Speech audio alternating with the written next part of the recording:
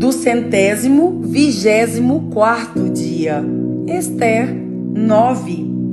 Chegou o dia 13 do 12º mês, o mês de Adar, o dia em que deveria ser cumprida a ordem do rei. Era o dia em que os inimigos dos judeus esperavam dominá-los. Mas o que aconteceu foi o contrário. Os judeus derrotaram os seus inimigos. Em todas as cidades do reino, onde havia judeus, eles se reuniram para atacar os que queriam matá-los. Ninguém podia resistir aos seus ataques, pois todos estavam com medo deles. Todos os oficiais das províncias, isto é, os chefes dos vários povos, os representantes do rei e os governadores das províncias ajudaram os judeus, pois tinham medo de Mordecai. A fama dele se havia espalhado pelo reino inteiro e todos sabiam que ele tinha muita autoridade no governo. E o poder de Mordecai ia aumentando cada vez mais. Portanto, os judeus fizeram com os seus inimigos o que queriam. Mataram todos com as suas espadas. Não deixaram ninguém escapar. Em Suzã, a capital, eles mataram 500 homens. Mataram também os 10 filhos de Amã, filho de Amedata, o inimigo dos judeus. Os nomes deles eram Parsandata, Dalfão, Aspatá, Poratá, Adalias, Aridata, Parmasta, Arizai, Aridaí e Vaizata. Mas os judeus não ficaram com os bens deles. Naquele mesmo dia, o rei foi informado de quantas pessoas haviam sido mortas em Suzã. Então disse a Ester: aqui em Suzã, os judeus mataram 500 homens e também os 10 filhos de Amã. E nas províncias, quanto eles terão matado? O que é que você quer agora? É só pedir. Se quiser mais alguma coisa, eu lhe darei. Ester respondeu: se for do agrado do rei, dê autorização aos judeus de Suzã para fazerem amanhã o mesmo que tinha ordem para fazer hoje. E peço também que os corpos dos 10 filhos de Amã sejam pendurados em forcas. O rei concordou e mandou ler a autorização em público em Suzã. E os corpos dos 10 filhos de Amã foram pendurados em forcas. No dia 14 do mês de Adar, os judeus de Suzã se reuniram e mataram mais 300 homens na cidade, mas não ficaram com os bens deles. No dia 13 do mês de Adar, os judeus das províncias se reuniram e se defenderam. Mataram 75.000 inimigos e assim se livraram de todos os que os odiavam, mas não ficaram com os bens dos mortos. No dia 14, eles descansaram e comemoraram com banquetes e festas. Mas em Suzã, os judeus comemoraram no dia 15 do mês, pois nos dias 13 e 14 eles mataram os seus inimigos e só no dia 15 descansaram. É por isso que os judeus que vivem em vilas e povoados comemoram o dia 14 de Adar com banquetes e festas e mandam comida uns aos outros. Mordecai escreveu tudo o que havia acontecido e mandou cartas a todos os judeus que moravam em todas as províncias do reino, tanto aos de perto como aos de longe. Nas cartas, ele ordenou que todos os anos eles comemorassem os dias 14 e 15 do mês de Adar, pois foi nesses dias que os judeus se livraram dos seus inimigos, e foi neste mês que a tristeza e o luto se transformaram em alegria e festa.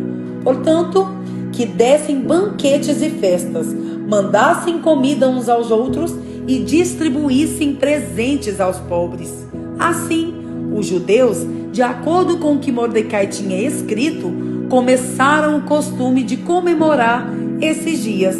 Amã, filho de Amedata, descendente de Agag e inimigo dos judeus, tinha planejado acabar com eles e tinha mandado tirar a sorte. Chama-se isso de Purim, para resolver em que dia ia matá-los. Mas Ester foi falar com o rei, e ele ordenou por escrito que o mal que Amã havia planejado contra os judeus caísse sobre o próprio Amã.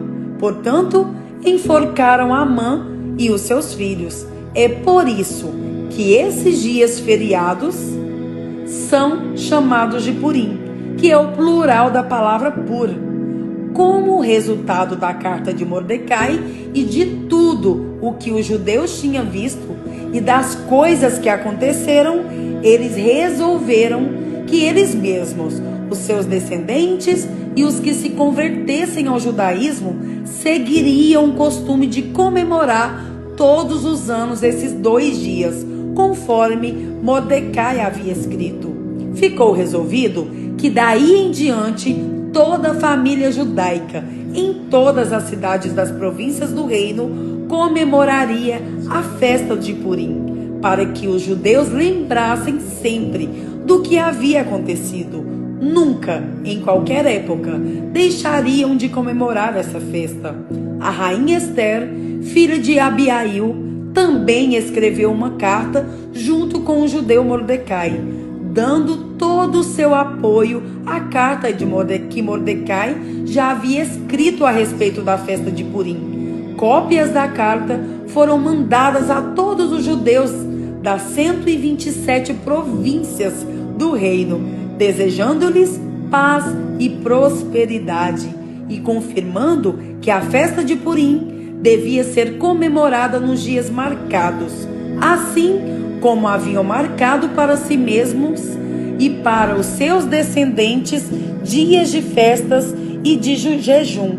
Eles deveriam seguir essas ordens do judeu Mordecai e da rainha Ester. A ordem de Ester, confirmando as instruções para a comemoração de Purim, foi escrita num livro. Ester 10. O rei Xerxes obrigou os moradores do seu reino, tanto os do litoral como os do interior, a fazerem trabalhos forçados. Todas as grandes e maravilhosas coisas que Xerxes fez e também a história completa de como colocou Mordecai no alto cargo do seu governo, tudo isso está escrito nos livros da história dos reis da Média e da Pérsia. O judeu Mordecai ocupou a mais alta posição do reino, logo abaixo do rei Xerxes. Mordecai era admirado e estimado por todos os judeus. Ele fez tudo o que pôde pelo bem-estar do seu povo e pelo progresso da sua raça. Provérbios 12. Aquele que quer aprender gosta que lhe digam quando está errado. Só o tolo não gosta de ser corrigido. O Senhor Deus abençoa os bons, mas condena os que planejam o mal. Quem pratica a maldade não tem segurança, mas quem é honesto não será abalado. A boa esposa é o orgulho do marido, mas a esposa que traz vergonha ao marido é como um câncer nos ossos dele. Quem é honesto trata todos com sinceridade, mas quem é mau vive enganando os outros. As palavras dos maus são uma armadilha mortal, mas as palavras das pessoas corretas salvam os que estão em perigo. Os maus serão destruídos e não deixarão descendentes, mas a família do homem correto permanecerá. Quem tem compreensão recebe elogios, mas quem tem coração perverso é desprezado. É melhor ser uma pessoa comum e trabalhar para viver do que bancar o rico e passar fome.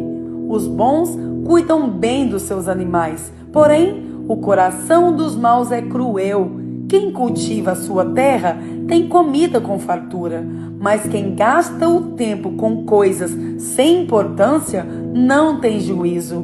Os perversos querem viver daquilo que os maus conseguem, mas os bons continuam firmes fazendo bem. Os maus são apanhados nas armadilhas das suas próprias palavras, mas os homens direitos conseguem sair das dificuldades. Você será recompensado pelas coisas boas que disser e receberá de volta aquilo que fizer. O tolo pensa que sempre está certo, mas os sábios aceitam conselhos. Quando o tolo é ofendido, logo todos ficam sabendo, mas quem é prudente faz de conta que não foi insultado. Quando a verdade é dita, a justiça é feita, mas a mentira produz a injustiça. As palavras do falador ferem como pontas de espada, mas as palavras do sábio podem curar. A mentira tem vida curta, mas a verdade vive para sempre. Aqueles que planejam o mal acabarão mal, porém, os que trabalham para o bem dos outros encontrarão a felicidade. Nada de ruim acontece com os homens honestos, porém, os maus só encontram dificuldades. O Senhor Deus detesta os mentirosos, porém, ama os que dizem a verdade.